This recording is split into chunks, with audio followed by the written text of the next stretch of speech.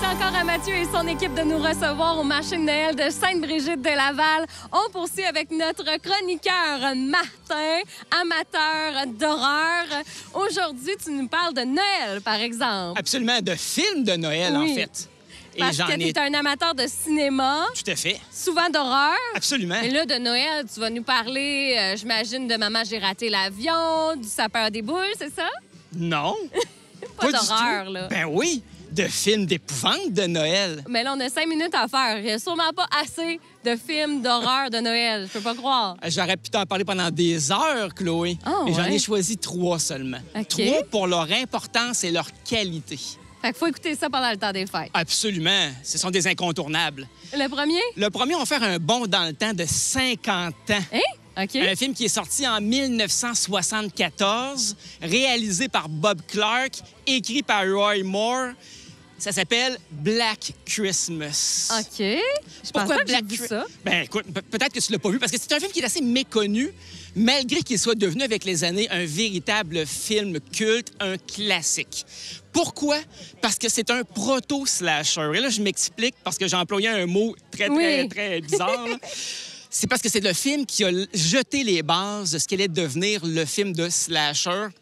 Un sous-genre qui a été extrêmement important de la fin des années 70 jusqu'à la fin des années 80 et qui a connu une renaissance fulgurante au milieu des années 90 avec le film de Wes Craven, Scream.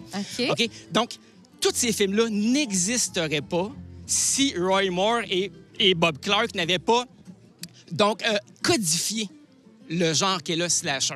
Là, je vais donner des petits exemples. En fait, rapidement, je te raconte l'histoire du film. Ouais. Ça se passe dans une résidence universitaire. Des jeunes femmes passent là le temps des fêtes et le 25 décembre, un homme étrange fait des appels obscènes dans la résidence pour les jeunes femmes et va rapidement passer de la parole aux actes en les tuant les unes après les autres. OK. D'accord? C'est un peu trash, tu vas me dire. Oui, mais elle a justement frisson. Là. Oui, exactement. Ouais. Donc ça, c'est le premier. Absolument. Black Christmas. Le Oui. deuxième? Le deuxième, on fait un saut de 10 ans plus tard. Donc, on passe de 74 à 1984 et c'est Gremlins. Oui, Un ben de mes oui. films préférés. Et Et là, qui fait peur un peu. ben oui, c'est ça fait peur. Et sais-tu pourquoi ça a changé le cinéma, Gremlins? Pourquoi? Parce qu'avant Gremlins, il n'existait pas aux États-Unis la classification PG-13. OK. Ça n'existe pas. Donc 13 ans et plus. Exact. OK. Donc là, les parents amènent leurs enfants parce que Spielberg, qui est producteur, c'est réalisé par Joe Dante.